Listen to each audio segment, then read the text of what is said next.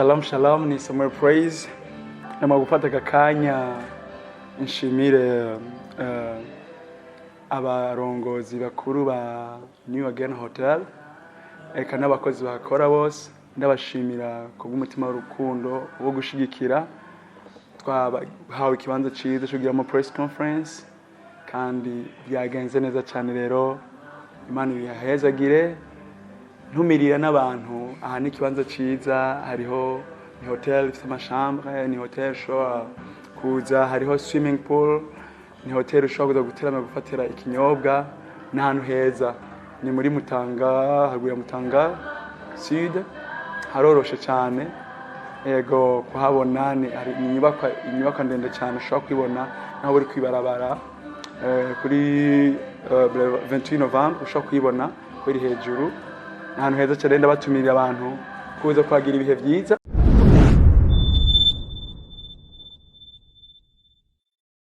Nongeye nakire our journalist networks gospel, nongeye nakire lights promoters.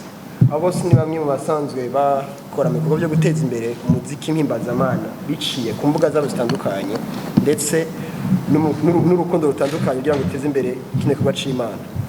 Kuno muzi dasanzwe Mufise uri hejuru, dukoraniye hano dukoranye na Samuel Praise.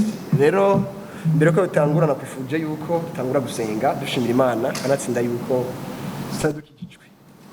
sadukijijwe twifuza yuko umurimo wacu intambuko ya mbere cyangwa step ya mbere tangura n'isengesho, gutyo ibindi bikorwa tubandanye mu nyuma. Reka rero dusabe muvyeyi wacu Ivya na Michel adufashe mu gusenga, hama tangure ko cyacu no munsi. Murakoze.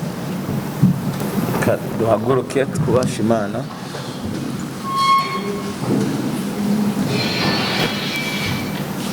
Data ushobora byose, turagushimiye kugira neza kwawe, turaguha icyubahiro uno munsi tubaye hano hantu. Iyo wari ubizi twe tutarabaho, ushimwe ibihe byose. Ndagushimiye kubwa Samuel Praise yabonye yuko iyo dukoranya kuno munsi kugira ngo icyo washize muri we gishobore kuja ahabona kigaragare. Reka rero uhabwe icyubahiro. Turasabye mpwemu yera aganze kino kirere, aganze kino kibanza, byose bibe coordonné par le Saint-Esprit kugira ngo byose bize kugenda neza, kuko abarongorwa na mpwemu w'Imana nibo bana bawe. Umuntu wese ari hano abimeje gushikana bari mu nzira, mwese umuhezagire, umuhano mugisha natwe. Ndabisenze ndabyizeye mu Yesu Kristo umucunguzi wacu. Amen.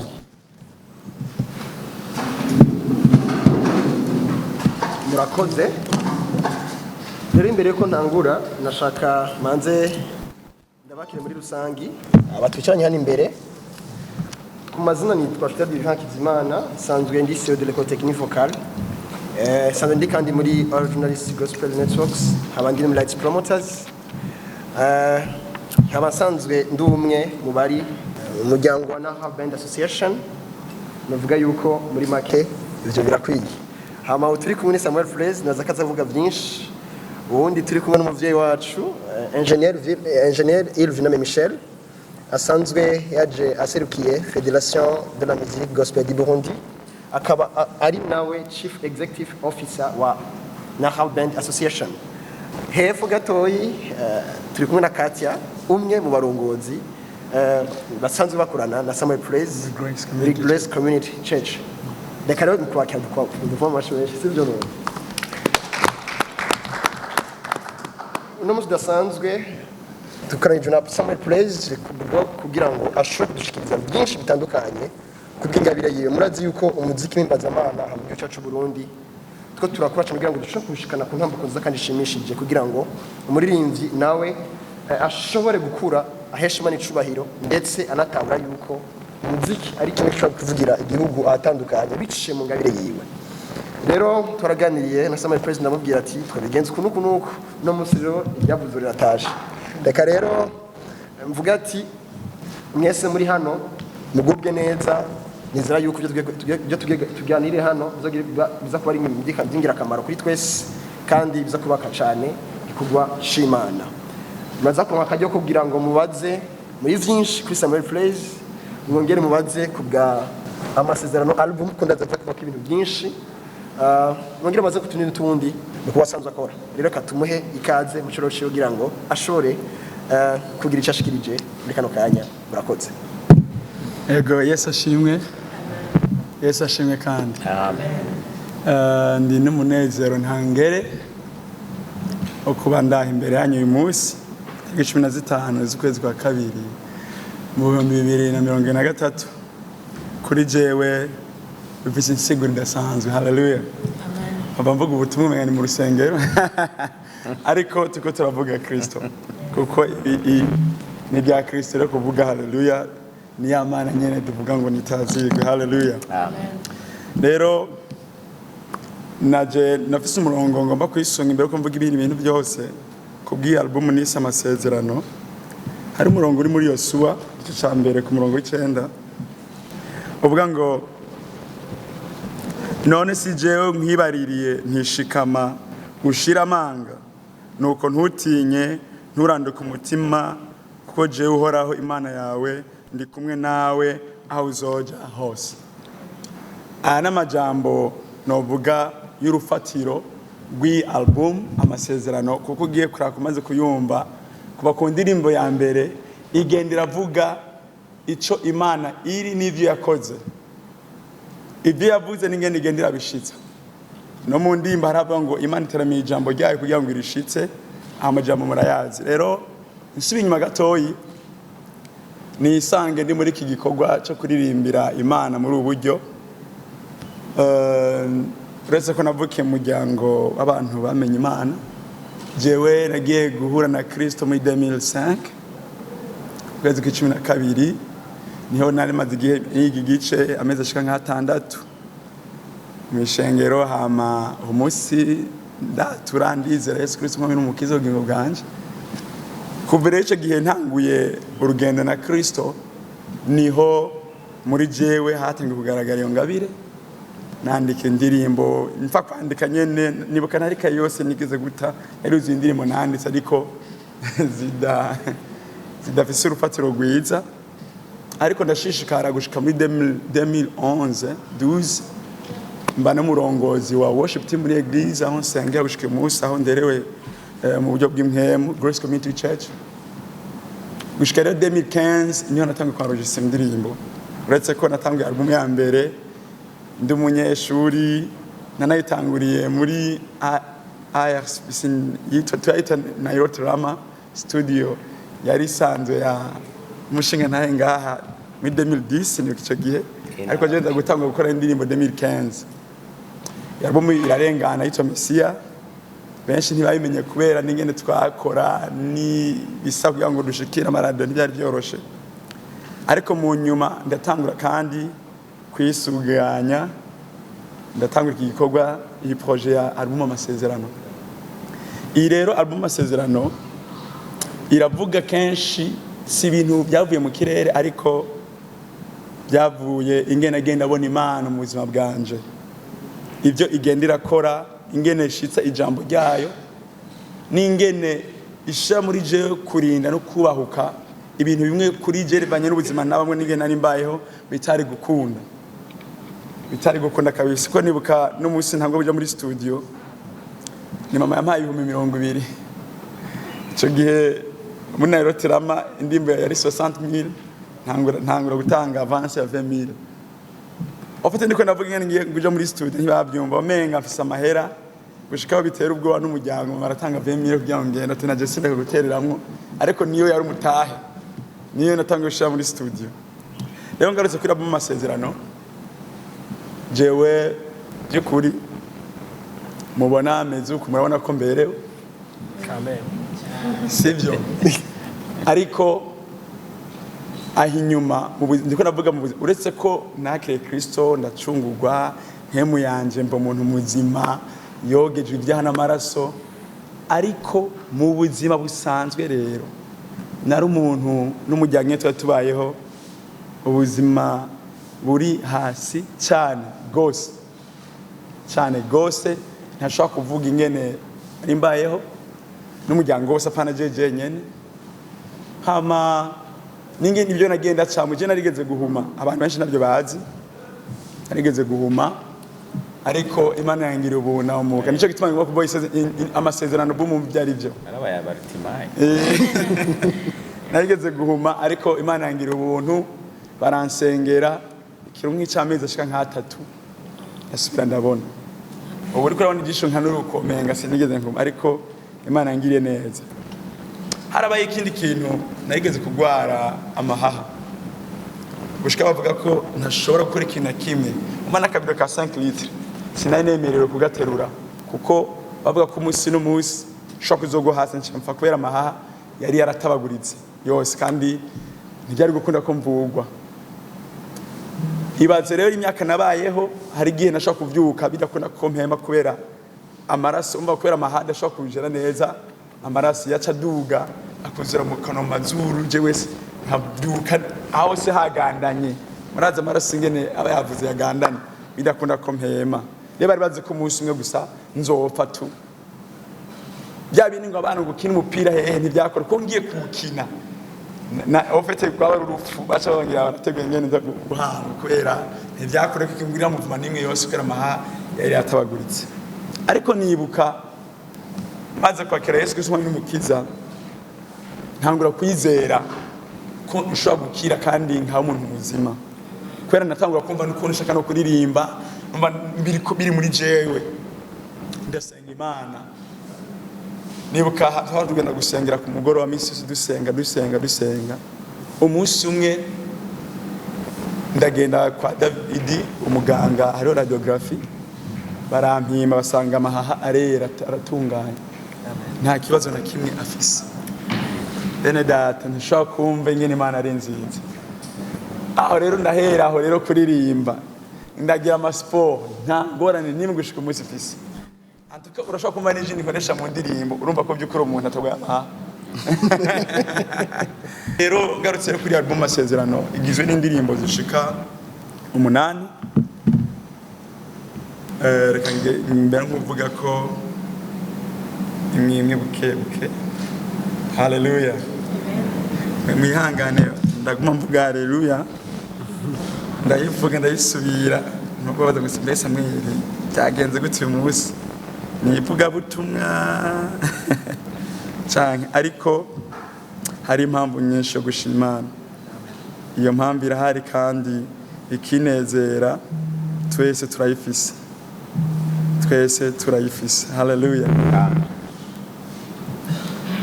ego rero kuri abo Amasezerano hanibo yambe yitwa Amasezerano ishimwe uri Imana birashoboka nashizemo n'igiswahili hatujya sahauliwa byose ni ntahinge nagiye gukora indirimbo i Nairobi nkarondera narahuye n'umuririmbyi yitwa Masika agena gukora indirimbo i Nairobi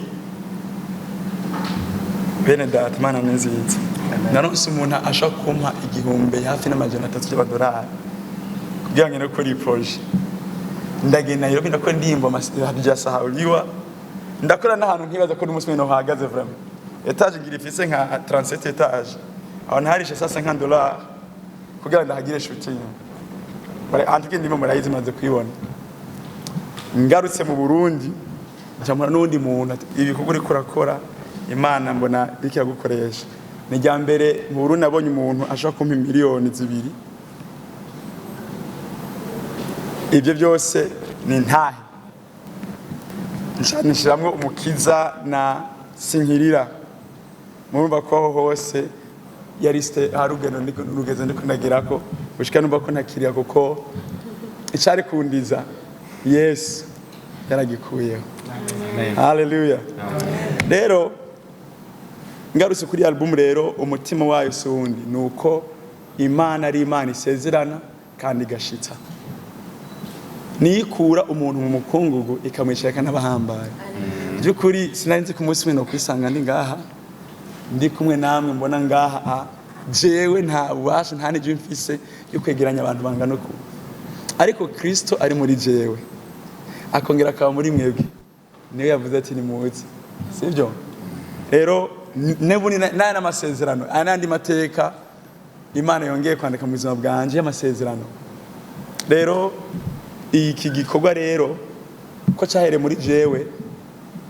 kandi Imana ko yarampaye ingabire ndiyumvira ko kandi irananshoboza ko ngomba gushikiriza ubutumwa ishengero rya Kristo kubazi Imana batarayimenya bamenye ko hari Imana ivuga, Imana isezerana kandi ishitsa. Niyo Mana naje kuvuga ngaha, niyo Mana mvuga ngaha muri izi ndirimbo. Rero uyu munsi no munsi rero novuga udasanzwe, tukavuga ngo special day, no munsi special wo gushikiriza rero ishengero rya Kristo mu Burundi n'abarundi bose muri rusange, imiryango yose y'abarundi, ugwaruka, imise n'abandi bose, ko album AMASEZERANO neshize ku mugaragaro kandi atari ku bwanje gusa, ariko kugira ngo Imana muri iki gihugu cy'u Burundi n'abantu bumva Ikirundi bose, haba muri Kongo hafi ngara abantu bumva Ikirundi, mu Rwanda aha muri Kigoma Tanzania hafi barumva Ikirundi, bumve ko hariho Imana iriho ivuga kandi ivyo yavuze ibishitsa. Mu majambo amwe nagenda akoresha muri izi ndirimbo haravuga ngo Imana yacu niyo kwizerwa, iterambere ijambo ryayo ngo rishitse. Ntituri hatugiye sahauliwa ko tutibagiwe, ko narasanze jewe ntari ibagiwe vraiment. Hari gihe wibaza sinzi ko birashobora gushika, je byaranshikiye kumva kumenga kubera iki navukiye mu muryango umeze uko, kubera iki navukiye ahantu nsanga nshobora kurara ku birago, je naraye ku birago kandi kimwe apana byinshi, ukaryama mu nzu itagira isima, hamwe umenga n'utunogo amavale, ukaba ukoga muri dushe kugera ngaha mu mbavu.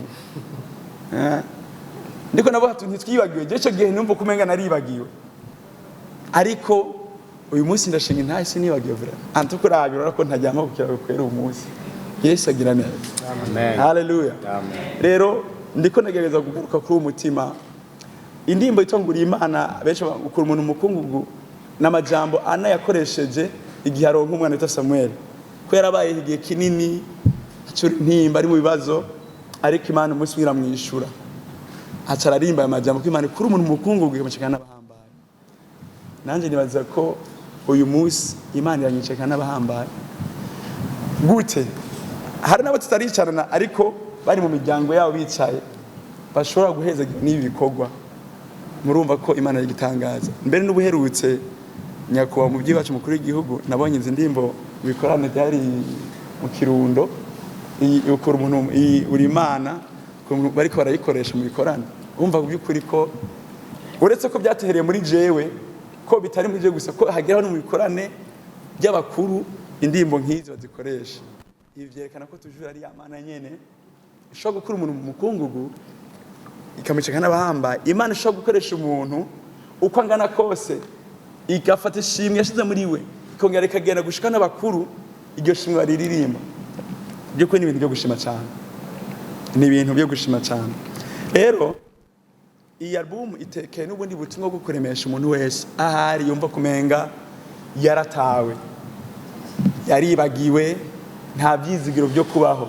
Je nari uwo muntu atabyizigiro nari mfise, ariko narabonye ko Imana ishitse amasezerano yayo ku buzima bw'umuntu.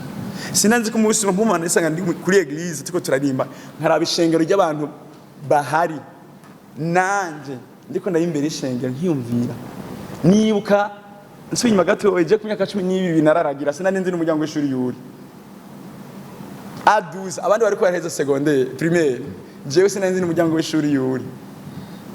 Ndiko ndaragira inka z'abarundi zishika 37 umwana wa 12 nahembwa amafaranga ari hagati ya 50 y'amarundi n'ijana y'amarundi, ko nibuka ukwezi wahembe 3, no kuvuga ku munsi wakorera ijana y'amarundi. Ariko mu nyuma ukagenda ukiga secondaire ukayishikako university ukiga. Urumva iyo Mana niga nkuza, ariko Imana ashize muri jero kuhaje gukoresha igikorwa bishika niga birakunda komeza amashuri, nta mashuri adahera ubandanye sho kwandanya. Rero nkaca nabanye iki gikorwa ingene musi nkibuka ingene naragira apana inkazi wacu zundi muntu, kandi umva uragira ufise 12 nta bintu ucubumba inka niyo mayindi bufise ubumbi nka ugumubona uruhongore ariko Yesu ngena ashaka kukuzana umushaka kugagara imbere ishengero ngo umuvuge ukwiza ishimwe giwe ni ibintu by'igitangaza Imana yacu ni nziza nagomba rero kuvuga yuko iyi album itekeye ubutumwa bwo kuremesha ishengero rya Kristo mu Burundi umuntu wese yumva Ikirundi ari mu Burundi yumve ko ari Imana n'umuntu atarizera amenye by'ukuri ko ari Imana turafise Imana iyo uko biri kose hari Imana hari igihe by'ukuba muri situation umenga nta Mana ugira kubera ibyo uri kurabona ibyo uri kuracamwo ariko turafise Imana umuntu wese yamenye Kristo ntakekeranye kubera ibyo ari karacamwe cyangwa ibyo karabona turafise Imana yishura amasengesho ishitsa amasezerano hari igihe utazi ibyo yakuvuze ko ubona ibishitsa kuko ari Imana y'umuvyeyi haleluya kujya umuvyeyi ashobora gukora imigambi ku mwana wiwe ntatoye musaba cyangwa tona bimenya ni Imana yabikora uko niyo rero Imana inasanze yakoze ibintu birengeye uko nibaza ko nibangororotse birengeye uko no banarasenze kuko ije mu gihe rivuga ngo nuko ishobora gukora ibirengeye ibyo dusaba kubwo ubushobozi bukorera muri twebwe ubushobozi bwa bukorera muri twebwe rero iyo Mana niyo ndiko ndavuga muri album Amasezerano ko ari Imana ivuga iriho ivuga kandi ishitse ivyo yavuze ubu butumwa bwiza bwahereye muri jewe ndakomezwa mbako nagenda vuga utuntu nagenda atsa mu tubuzima uretse ko ari byinshi cyane ariko tuni tumwe niho havuye ni ndirimbo Amasezerano n'izindi zizageze zirakurikira zivuga Imana ingene igira neza ingene ishitse amasezerano ingene ikuru umuntu mu mukungugu rero nagomba umuntu wese areme umuntu wese kankurikira umuntu wese azumva izi ndirimbo aremeshwe nazo yumve ko hari Imana ishitse amasezerano ari Imana igira neza kubayimenye kuko ije mu gihe rivuga ngo imigunza y'intambwe ni psaume za buri 34 ku murongo wa 10 ngo imigunza y'intambwe ishobora kuranirwa no gusonza ngo ariko barondera uhoraho ntibazogira ikiza bakena nta muntu yiteze uhoraho azogira ikiza kena ibyo yizeye mu ijambo ryayo Imana izobishitse rero ni ubu butumwa rero bwiza novuga sinoheza kuko iyi ndirimbo imwe yose irafise histoire irafise amakuru yayo ntibyapfuye kuzuka rero si novuga cyane ariko muri make nivyo ni album Amasezerano nagiriye ubuntu n'Imana gukora iki gikorwa kuko si jewe mbega je amajambo no yakurahe ariko ni Imana yampaye kugakiza yankijije yongera ikanahuza nibyo naciyemwo ibyo naciyemwo byose izi ndirimbo zigende zihere muri jewe zinkize zihere muri jewe zinyereka imena Imana ari nziza ingene Imana ari umwizigirwa hama nshikirize ubutumwa n'indi shengero abantu b'Imana bamenye ko dufise Imana rero muri make novuga ivyo reka ngeze ngaho hama hari kibazo kujanye ni album bijanye n'ibyo ntavuze unako nagenda avuga ibintu bitandukanye murahawe ikaze Yesu aduhezagire twese amen bakoze cyane bijyamo ku kirago kugwari mahaha n'ibindi byinshi no persevera muri kino gikorwa ni baki babishobora ubuzima wabugoye cyane andi ko ndavugira ngo mutegure ibibazo byanyu bikunde bibazwe neza hama murumva yuko ari umuririmbyi wo gushigikira umuririmbyi wo gutera intege kuko abo gutera intege barahari ariko urukumva intahe yiwe burya uzugenda urabantu Imana agishira hejuru kuva kera n'abantu bacu ibintu bikomeye cyane igihe karaba Dawidi karaba Salomo karaba abantu bagiye babakomana abantu bakomakomeye abantu bagiye bagona n'ibintu bikomakomeye nabo nyene niba bisanzwe je kubganje numva ngiye wese bwamenye intahe yiwe ariko no munsi Mufise Samuel Praise wa vrai indiri album yo ndayumvise ko ifisi yiva ukumva n'amatitre y'indirimbo urumva yuko yasangira afitanye isano n'ubuzima bwiwe rero reka rero nitegure mutangure kubaza ibyo bibazo byanyu kuri we Dola shimira Imana nkaba ndi umujournaliste wa Ndufacom TV numvise ubuzima bwa Samuel Praise kuko umuntu tubona physiquement mutaraganira biba bigoye kumenya réellement wari we ndibaza twese twamenye Samuel Praise wari we ikintu nashaka kubaza ca mbere aratubwiye kuva gitangura yatubwiye ko yatanguriye ku ndirimbo zidafise urufatiro zidashobotse. Nashaka tubwiye twe turi hano nabwiye n'abariko baradukurikirana mbega indirimbo zidashobotse ziba ari indirimbo zimeze gute ko uyu munsi muri gospel hari ikintu giteye ama confusion ngo inyandiko zitarizo byoba biri muri ivyo. Ico ni kibazo ca mbere. Ikibazo ca kabiri hatubwiye ko yakoreye indirimbo ziwe, hari indirimbo yakoreye muri Kenya, kandi kuja muri Kenya ni itike ritari ritoya kuhakorera ibikorwa aho ukorera ibintu by'uko onye. Yo nashaka kubaza mbega ko ukore ibyo bikorwa byose muba muri ko murakora ni ibikorwa bitwara uburyo kandi butari bukeya. Ko uyu munsi hariho benshi bariko twakira mu biganiro batubwira ati kuririmba uyu munsi turabikora, ariko twaheza kubikora ugasanga warakoze ubigutwaye uburyo mugabo wewe ntacyo uri kurabikuramwo. Hariho bamwe bigaruka ko sanga babihevye bakakubwira ati jewe ndakora nkahereza amahera yanje ratari ingabire ariko we yatubwiye namwe ego n'ingabire, ariko apa y'ivyo muba mufise akazi mukora kabazanira amafaranga canke harakenewe sponsor kugira ngo ibikorwa bibandanye. Kifatanye n'ikibazo kivuga ngo urifuza ko ico gikorwa cawe cyo kubera ari cyo gikorwa gishobora kugutunga mu buzima bwawe. Ko kuririmba sindi umuririmbyi ariko ndazi ko ari ibintu bisaba umwanya. Hajya ayeshutera tugiye ko ari afise ishure ry'amajwi technique vocale. Bego ntivyo wabigusaba umwanya kugira ngo uje muri ivyo amarubumu y'indirimbo ibintu vyinshi. Mbega muba mwishaka ko byo wabera umwuga ari wo ushobora kubatungira famiye nkuko hamwe hari ibihugu bimwe ari byo bibatunze. Akabazo kanyuma numva nohereza ko nakabazo kavuga ngo mbega aho ariko navyo ndabibarije bwa Samuel Praise, ariko ndabibaza en general muri gospel. Mbega mu Burundi kugira hariho benshi tumaze imisi twumva bavuga ngo mu Burundi ngo umuziki wa gospel ngo nturatera imbere. Mbega ubukene management mbega ku ruhande rw'abacaye ku bwa bose murakoze. Murakoze, nitwa Vivant, nsanzwe mfise ikimenyesha makuru cyitwa IT News. Hari n'ivyigwa nsanzwe ndiko nkora kuri kaminuza y'u Burundi mu bijanye no kumenyesha makuru. Mfise ibibazo bitatu ariko harimwo utundi dutoyi. Icambere nayibonye navyumvise ni album ya AMASEZERANO. Turi mw'isi ya none, mw'isi y'iterambere, technologie, internet. Est-ce que izo ndimbo zose ziriho turashaka kuzitora ku mbuga za internet, cyatse kuva YouTube canke n'izindi zose tuzi zijako ibintu bijaye n'indirimbo? Niba ziriho dushobora kuzitora biciye ku makonti canke amashene ayahe? Ica kabiri, album abari urukurikirane rw'indirimbo izirenga imwe canke bien sûr zirenga zibiri, kubera iki wahisemwo kugira album utahisemwo gusohora imwe imwe? Ico ni ca kabiri. Ica gatatu, indimbo zose sinabashije kuzumva zirimwo, harimwo collaboration, donc izo waririmbanye n'abandi niba zirimwo wozitwibutsa kugira n'abariko badukurikirana byorohe ko babimenya neza. Murakoze. Murakoze cyane. Manze nkeze my brother Samuel Praise.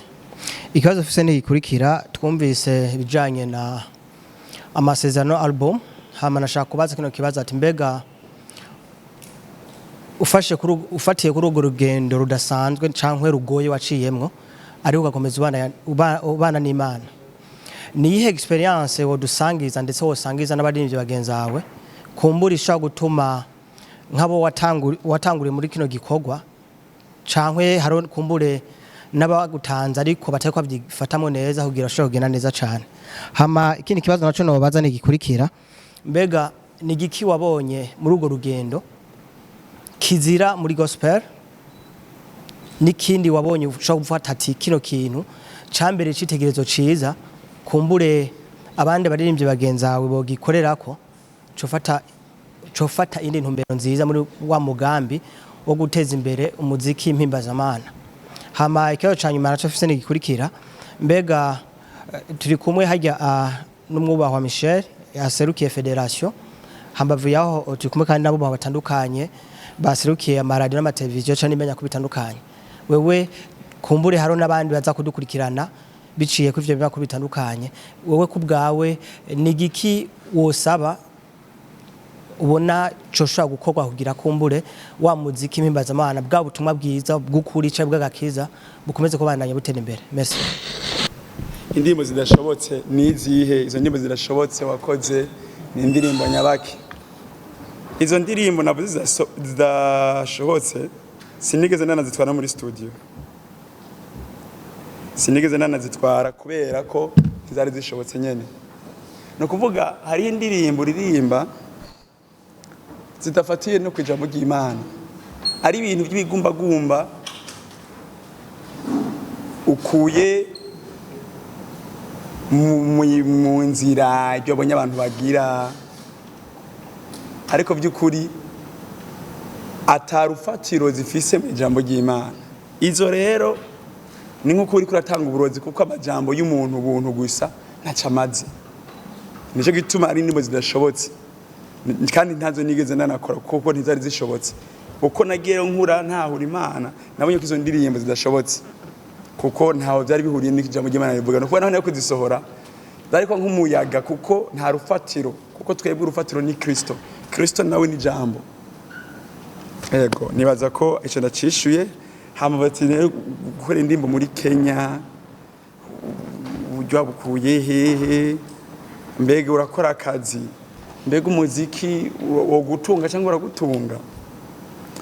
Nyivuga mbere navuze ko n'umuntu yampaye amafaranga,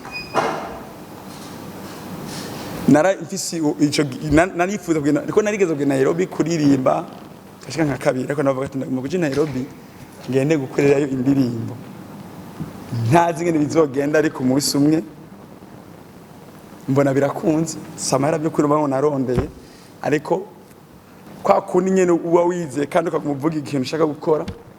Nabonye umuntu amaye amafaranga, ndagenda Nairobi ndariha inzu, namaze bahati imbere nk'amezi ashika hafi kwezi kose, ndatembera ndafata nikarabaye nk'akaruhuko.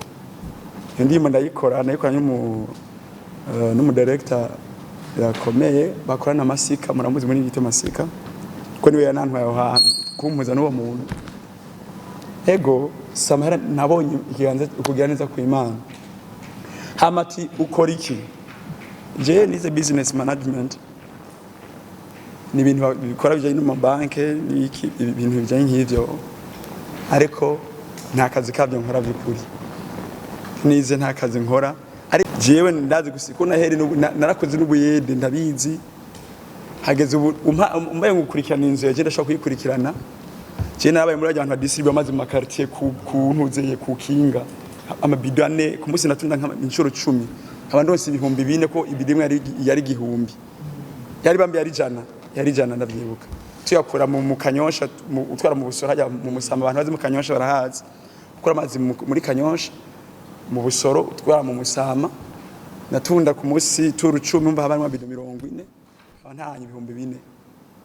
Naho wasanga nirabura nk'iposhete kwera izuba niki, ariko urumva mu nyuma nibuka niho natanga no kwigura karato, ntacyatu nari bwagure kwera simbesha, amaguru yarameze ngo rero kwambara yo reka inkuru y'ikirato, nambaye umushambere kirato namata amasokisi mfise. Bene data carandije nabonye turatasha umunsi carandiye ryari bara kubera mu yamenyekana mbiri mu maguru ari sans frontiere. Amano yo musi hari amabuka yari asohoka ico gihe, umva kwegeranya rukuguru kwamenye kwegeranza muri bukari atana amasokisi kwarandiye ukuguru hamwe ubutumwa utari bwumva ndavyambure. Yes agira neza rero ndashoboye ndakora ibintu byose bishoboka. Ndazi gusiga irangi, ko nabikoze cyane gusiga irangi. N'ubu wampa akazi ko gusiga irangi ndakazi cyane. Gusiga irangi mu mazu. Ni rero nko kwera atakazi rose muri business management ni ndabikora, ndazi gusiga irangi ndabikora. kazi ndiko nabiko ivyo rero nivyo tumambaho uriko banga umuziki ko uwo ntunga byukuri nta muziki uri kurantunga nwambeshwe uretse ko ubwo buryo buva hiyo hose tukaza tugashiramwe kugira ngo dukwizishimwe rya Kristo sinzi ngene bizogenda sinzi igihe bizofata ariko rero Imana n'umwizigirwa yavuze ngo mwitware ko iby'umwami bwanje no kugoroka ngo isigaye muzovyongerwa hariko ntanavuze erega nararongoye benda atavuga ibyo bisi naciye mu nararongoye umugore mwiza nukuri mwiza udufise umwana w'umuhungu afisa ariko aje mu mezi 11 nawe n'umuhungu mwiza vraiment mwiza cyane kabisa waratanga gutambuka mba naryoherwa ariko aratambuka yarangera cyane gose rero yameze neza sa neza cyane we ariko ntabanza afise cyane muto sinzi kazobugira ya rero ni ivyo umuziki sinzi ngene bizogenda turafise umutama wacu ngaronge federation yarakitubwira ingene bizokunda ko turonka mu mukate ariko rero Imana dukorera irafise inzira icamwo cyukuri sinovuga ngo urumva ngo nje ndiranga oya Imana yadutunze Imana yadutunze irafise ingene twambika ne tugaburira murumva ko muri ivyo bintu ko narongoye naranakoye urumva ko ntabamuhaye kuri gusa narakoye hari hajira kandi nziza bene data nziza nziza y'umuntu w'Imana igira ubuntu rero hama ibi navyo directement n'ivya twabona bivuye nk'ubu tuve nk'iyi album bakagura ama flash mwe ko ndafise ngaha nk'iyi flash mwe bakayigura nk'umuriyoni izi mfise nyingane zitanu zikaba nk'imiliyoni zitanu tema nzovuga ko kweri ego hari amahera yavuyemwo uretse ko nibuka mu ndirimbo ite birashoboka naragize competition muri Canada turatanga indirimbo nabaye wa gatatu barampaye $100 yego barayanzaniye neza uwo muntu yaravuye muri Canada arayanzaniye arayampa rero niyo mahera vraiment novuga ko nabonye uko avuye mu ndirimbo nakoze akaza kanshikira nkayakira yego ngene ko kindi kibazo hari kindi bavuga ngo umuziki wa gospel mu Burundi ngo ntuteye imbere cyangwa ngo utera imbere gute nagomba kuri iki kintu gospel ni ubutumwa bwiza bw'Imana sivyo ivyo bintu rero ntivyigera bitera imbere ngo cyangwa bisubira inyuma bifise standard itaduga itamanuka abantu bafise ingene babibona n'ingene babisigura ngo biri hasi ngo biraduze oya ivyo biduga ni bine namba ari umuziki waruvuza nabi ugaje ukavuza neza ngira nivyo ariko gospel ntiyigeze imanuka canke iduga kuko ni Imana none si Imana ega ni jambo ry'Imana none mbese ubutumwa bwiza butera imbere canke ngo bwateye inyuma ivyo nibindi by'abandi bantu bavuga ubutumwa bwiza mu Burundi ni bwa bundi nyene kwisi yose ntibugera bubunguka ngo mu Burundi ngo bwaravunguse ngo hari inyuguti ngo zahindutse oya tubuze Yesu nahimbazwe ibi bindi rero usanga abantu bafatira kuri social media mbega ba Dawidi ko twigira abahinga nitwandika ibindi bintu bitari muri iri jambo ry'Imana Dawidi igihe yaririmba hariho YouTube ngo turaba ama views none abo bavuga ko bafite ama views menshi babona ko gospel iteye imbere izo nimba zikura sinamabona yo kura mu jambo ry'Imana babandi baririmba hatariho za Twitter hatariho za Facebook hatariho za ande gospel ntiyigeze ija hasi hinanduzi wo kwigera peut-être ngira nibindi bintu ko studio yari imeze nabi mugakora muri studio imeze neza peut-être ico wowe ukoresha umugereni peut-être ukoresha gitari electric ni ariko ku bya gospel imeze neza cyane aho guvuge mbega abayikora bo peut-être nibo bafise ikibazo apana gospel kudatahura iyo gospel byari byo we kubikora nabi yo ntimeze nabi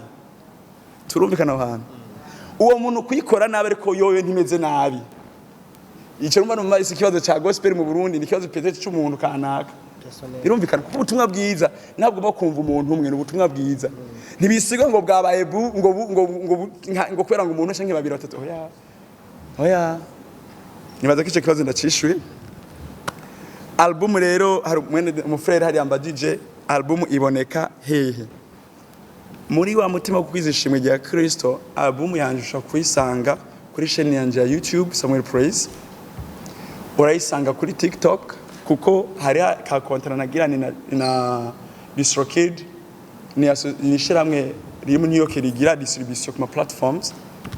Birasanzwe ntumve ngo mvuze ngo nagize kontra mbengo ni ibintu byataroya uri ha $20 ku mwaka, hama bakagufasha ku distribute ku ma platform no kuvuga ashaka gusanga kuri Amazon Music album yanje iriho, kuri Spotify album urayisangako, iTunes urayisangako, Apple Music ntuze Boom Play, Nziza, Audio Mac n'izindi platform zo kumviriza ama audio usangako iyi album yanje. No kuvuga haba umuntu ari Buraya, Amerika, Oceania, Australia, Asia, muri Afrika, aho indirimbo nta namusha kuyibura kuko aho hose irahari. Hari n'abantu bafise mu radio ashobora kuja miduga irimwo Spotify ashobora kuyumviriza, Audio Mac irahari hose. Ego wambaje ikindi kibazo ngo kubera iki wagize album utahisemo gukora imyimwe, n'ubundi ntugire ngo nakoze rimwe ncandazana icyarimwe, oya na ya mikoro buke nagenda kora imyimwe gushikama no ko nk'igi ndimo 8 cyandazegeranya rero nuko kuzishikiriza umunsi officiellement. Ego hamati collabo bamaki machikiyazo ngo kwe gutakora collabo byukuri nibaza ko umutima ari umwe no guhimbaza Imana, sivyo none uretse ko abandi babibona mu ibindi bintu ngo urumva ngo urakorana naka ngo ukira ngo nduge njahe ko je ndi muri Kristo Yesu, uwo wundi muntu yo promoting kurusha Kristo yandemye akampinga bire nini. Hari n'igurunda n'umuntu ngo mukobwa kimenga agomba kuba umenga umenga ugomba ndamurira ko njahe nazuranye na Kristo nicarekene nayo n'ahantu ho mwije muri Kristo Yesu niyondi. Hari abantu yibaza ngo nina mwemerera azaduza nta hantu nduga nja kuko narashitse muri Yesu. Rero rimwe na rimwe hari ahantu umenga ugomba umenga ngo wiruke ndiko ndarone oyaye ni mwene data hariho shaka kuba ari Shutela Ndeana cause ntuzeye mwene data Noel ego ba papa Julian abandi muri bwa rukundo turashobora cyane tubateka duhimbaze turi kumwe muri ko turumwe muri Kristo tugakora igikorwa, ariko bitwaye ibintu umenga ngomba harano ngomba kuja ngomba ndoca mboneka nta hantu jewe ngira ukuri ngomba kuboneka handi kuko muri Kristo ndiyo kandi ibyo birahagije, sivyo?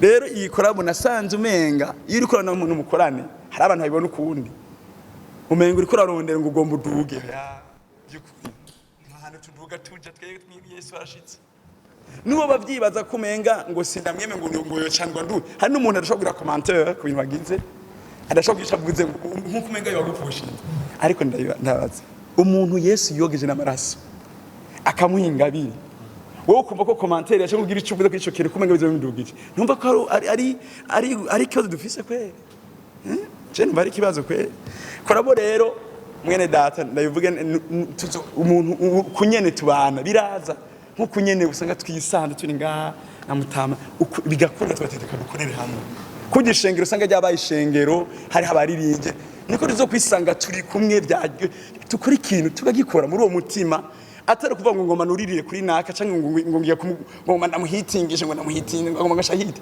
ibyo bintu by'ukuri oya sibyo umutima nuwo. Ego mwene data Jonas yambaje ikibazo ngo ni experience wagize donc muri uku gukora iki gikorwa si yindi nuko kwizera kuko Kristo umwami wacu dukorera atangaje ntigera kubwira en detail nivyo izohura navyo nyene bizogenda. Hari gihe ufate ko ari umwami akomeye ahambaye mu bintu byose n'amarame bizogenda neza hari gihe agushira ahantu ugaruka kuri we batana n'ibintu set fast bigoma bigende gute nabonye kumwizera umba harana agushikana kumva ko nawe agize amatravaye byiwawe yendo travaye ngo amajwi kwandika nibiki byose kwera wizi bya biru kandika ibi akwereka ko ugoma kugaruka umwizera uko ibyo byose atari mwo bidakunda malgré iju fise margere nyine wanditse neza uvuga ko wanditse neza akakusigariza ahantu ugomba kugaruka kumwizera. Experience nagize yo kwizera Kristo kuko ari gihe bya n'ububwira nshike ngaha behind the scene hari ibintu byinshi byansabye ko ndamwizera kugira ngo twisange turi ngaha. Rero nukwizera ngo nike kintu kizirwa, ikintu kizirwa ni gihe cyose uzoshaka kwirongora kuko urabona umwongere wacu iyo turongoye ntacyo dukene. Yerewe wigize ikizigenza ukumva ko mu mana wamenye hari gitumenyero kumenga warageze ahantu mwese ushaka kwikontorora menga muri administration y'ijuru ikoramwo ngo ibintu byose kubijera aho biba bigufanye. Ishi ni ikintu kizira cyane kumva ko bigugeze ahantu ushaka gutunganya ibintu byawe wenyene biba byanze. Toujours mushira Imana imbere kumva ko ukiri uwayo uruwayo ugomba kurongorwa nayo ntihagire ikintu na kimwe wumva ko ugifise ko experience ari bumenyi oya kuko ibyo byerekana ubwibone kandi bibivuga ngo Imana umuntu w'ubwibone iramuresistako Imana kukuresistako ni Rick Love promoter na mserukiye Delight promoter numugwe munini w'abanditsi ku ma social media atandukanye abantu barenga hafi 30. Hama banje gushimira Samuel kuri kino gikorwa yashoboye gutunganya no munsi. Nshimira umuntu w'amateka ari basareserukiye na Love n'abandi banyecyubahiro ngaho imbere ntibagiye shutera president wa Corps Technique Vocal CEO ndamushimira nawe nyene kuri kino gikorwa cy'uno munsi. Shimira n'amenyesha makuru bashoboye kwitabira kino gikorwa cy'uno munsi. Hama ikintu cya mbere nashaka kwanza mukomera amashi Samuel kuko gukora album si ikintu cyoroshe. Album ni ikintu gitwara uburyo bwinshi cyane. Umuntu akubwiye ati amafaranga yakoresheje ari n'ayateyibuka yoba yarakoresheje hajya gukorana n'aba producer batandukanye, gukorana n'aba director batandukanye ni ikintu cyoroshe. Ikibazo cya mbere nashaka rero kubaza Samuel, ino album igizwe na collabo zingana gute? Izo wakoze uri wenyene zigana gute? Video zingana gute? Ama clip video, audio zingana gute? Canke dose n'ama clip video hari zoba warakoreye mu gihugu cy'u Burundi canke hanze y'igihugu? Ama ikindi kibazo nashaka kubaza, irevre album yaratwaye uburyo bwinshi, utubwiye ama Spotify ki mbega izo mbuga nitsitagwa amafaranga wifuza, plan ya kabiri ufise niye? Kuri YouTube nakunda raba umaze hafi imyaka 4 ushize ku indirimbo ya mbere ifise hafi 1,400 cha viewers. Turabona yuko abantu atari kirenga ku rubuga rwa YouTube. Ugiye gukora gute kugira YouTube yawe abantu bayihurumbire cyane mu gihe album ikenera yuko irabwa n'abantu batari bake? Turi mu mwaka wa 2023 tubagiye ivyaheze ariko turi muri no mwaka mushasha. Ugiye gutegura gute ino album kwicira inzira gute kuko ni ikintu gisaba inguvu nyinshi na promotion ikomeye? Ukigona gute gikorana gute n'ama media kuko ama media niyo atuma igikorwa gishika kure canke Samuel kagira abantu benshi ku mbuga ziwe zitandukanye? Urantu nkako ndiko ndinjira indani gato, watubwiye yuko hari amafaranga uriha kugira ibikorwa byawe bigende neza. Eske amafaranga witeguye kuyagaruza mu bikorwa uri kurakora? Ikigira kandi nashaka kubaza President Wana Love canke ni apostle okay. Muriko mukorana gute na Samuel kubijyanye na album yiwe nshasha canke mugiye kumufasha iki? Canke muri make abatazi umubano wa Samuel na namwe nuwuhe kuko hari abatara twebwe tushaka tuza ariko abari inyuma kamera ntabo bazi. Ama igesumbirije nashaka kubaza Samuel, abaririmbyi barasho kusaba umukuru w'igihugu yuko bohindura umushikiranganje.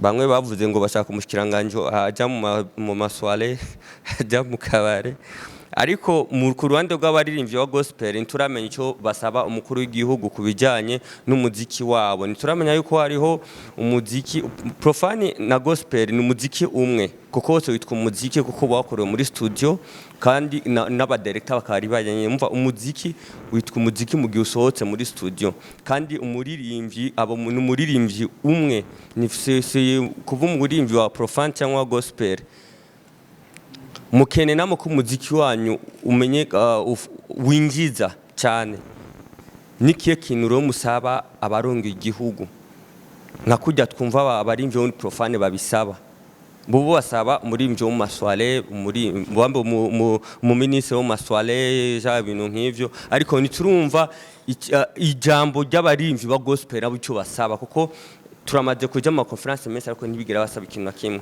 canke bagaragare iyo habaye nk'ibikorwa vy'umukuru w'igihugu nabo nyine bagira ico basaba ariko tukababona mu biteramo vy'umukuru w'igihugu yatunganye canke novuga amakrasade sense bakayajamwe ariko ntibigire basaba ikintu nakimwe eske nuko bifise canke bishoboye ibyo vyose hakenewe iki kugira na mu muziki wanyu ushike hajya hano namwe mwifuza.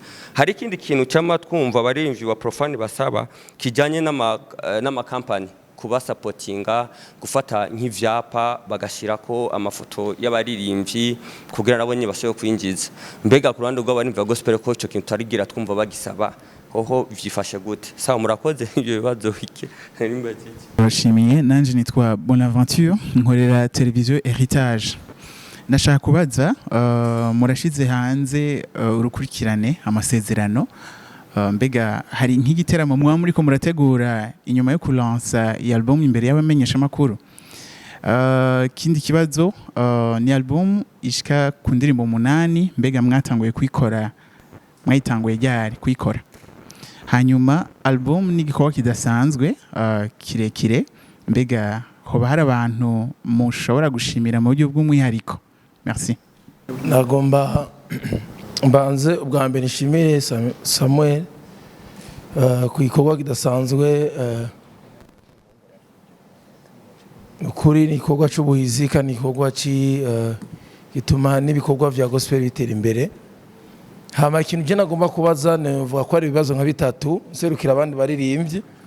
Ikibazo ca mbere nagomba ndambaze Samuel Praise yatubwiye ko ari mu ishengero kandi iryo shengero asanzwe akora mu bikorwa bitandukanye mbega uruhara rwa Samuel Praise ni eglise imeze gute?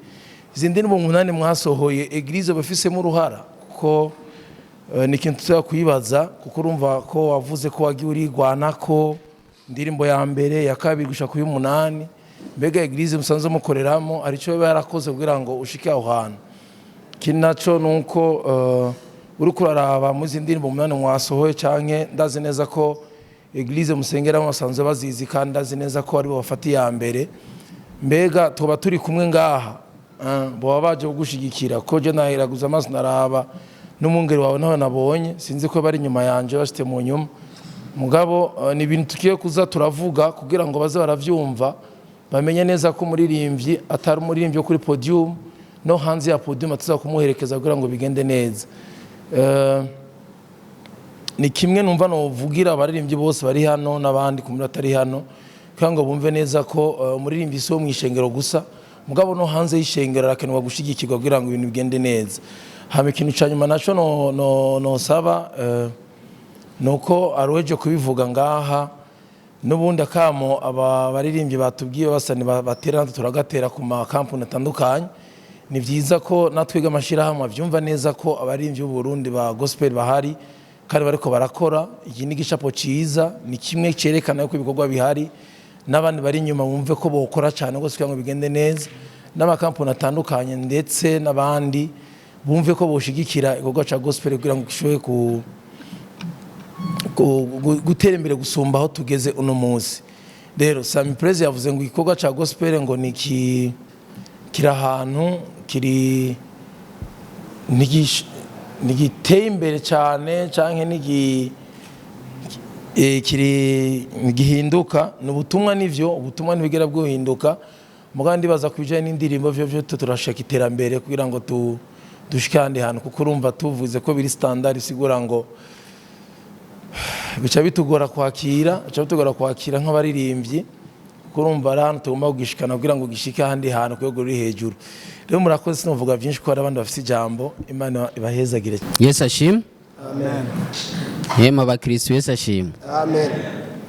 Hama kibazo cya mbere cyo manje gushima kuntu Samuel Praise no munsi yagize conference de presse, ni ibintu nizere yuko twayaze kenshi ariko abitegura, ariko Imana nishimwe kuba yabikoze no munsi bikaba byabaye. Hama kandi ngiye kumushimira indirimbo ziwe hafi ya zose sinkirira, amasezerano zose zagize lancement officiel kuri Radio Voix d'Espoir, kandi abantu bazakiriye neza. Ico kintu cya mbere ndakimushimira. Ikindi naco Samuel Praise n'umwe mu baririmbyi bafise ico bita bakoresha ama social media menshi kuraraba n'ama platform agurisha imiziki. Samuel Praise ni byukuri ni sawa, ico nico kintu cya mbere ndagushimira. Ariko akabazo nari mfise ni kamwe, ndabaza nti ndibuka yuko higeze kuba contact ndende cyane no muri yitwa Vixon mu Bugande,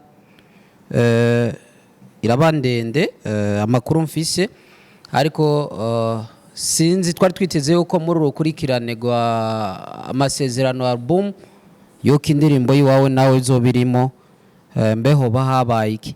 Umva ariko benshi akabanzi kuri Mr. Key, nsanzwe ndumuririmbyi kandi nkongera nkakora igikorwa cyo gupromotinga ibikorwa by'abandi baririmbyi bagenzanje ku mbuga zitandukanye.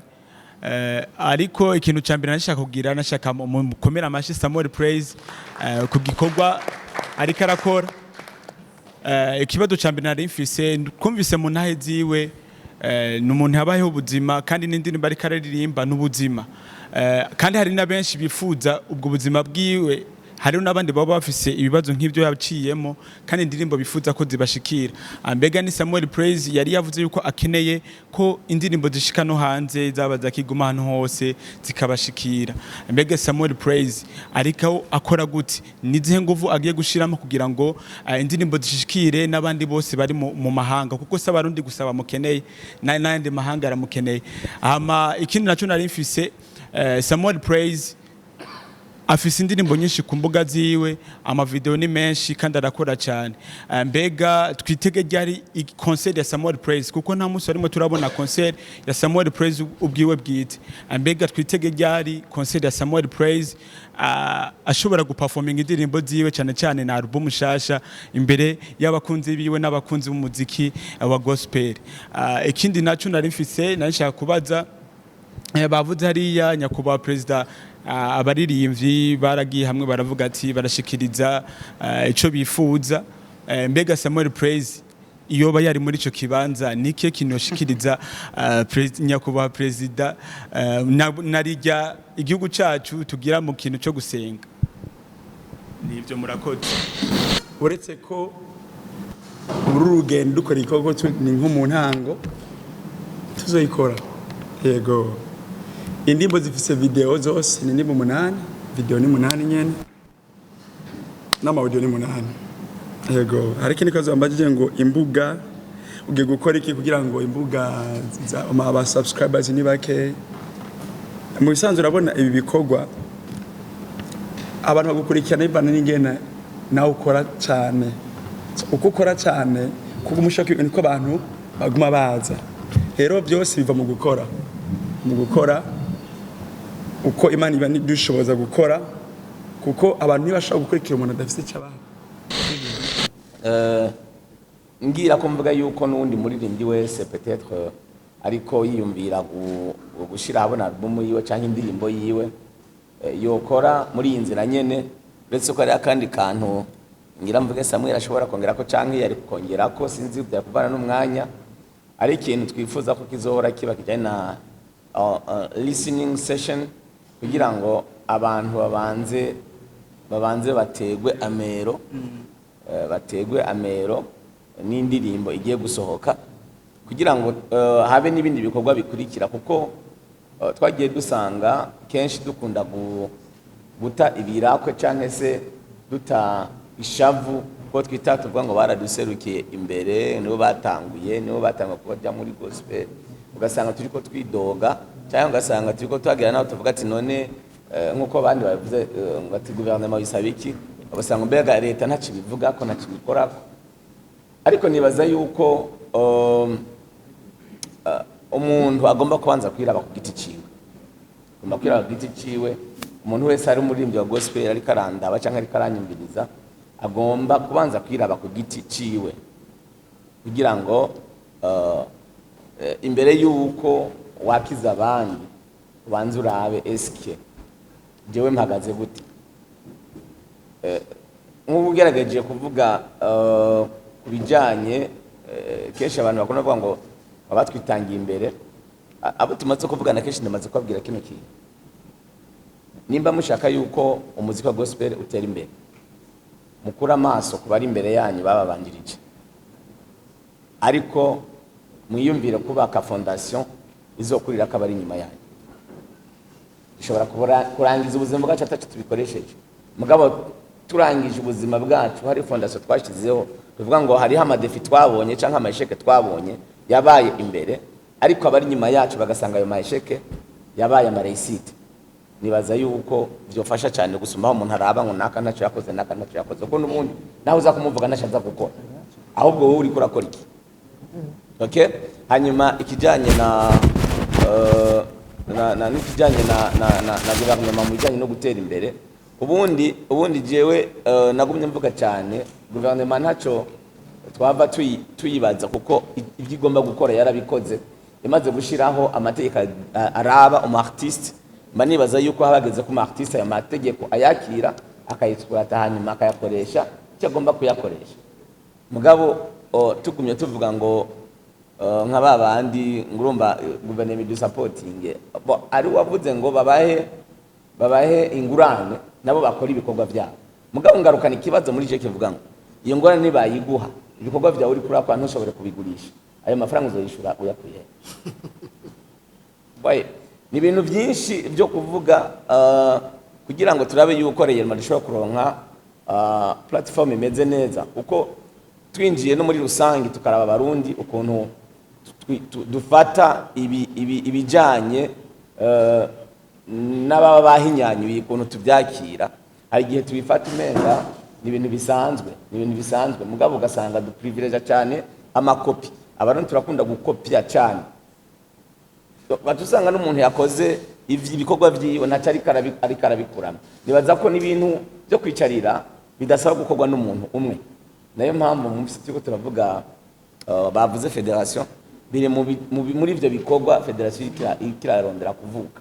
Bavuze ibijanye n'amakampani, kampani nshobora kugiranira ni nk'ezi ishobora kumviriza umuntu ku izina ryiwe, kampani yumvira izindi kampani kugira ngo ibintu bishobore kugenda neza. Rero nibaza yuko ini organisation imaze kubaho biroroshe cyane yuko amakontra atandukanye ashobora gutuma ibikorwa tuba twakoze bishobora kugira icyo bituzaniye mu buryo buboneka.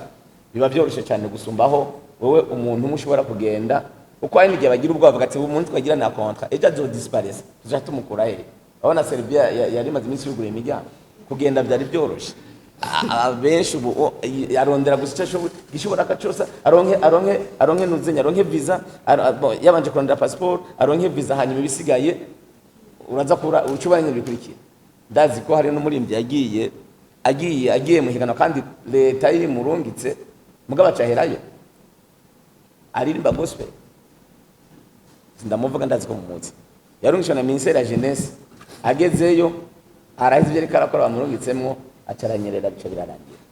None ubumva duhava dutishavu kurindi.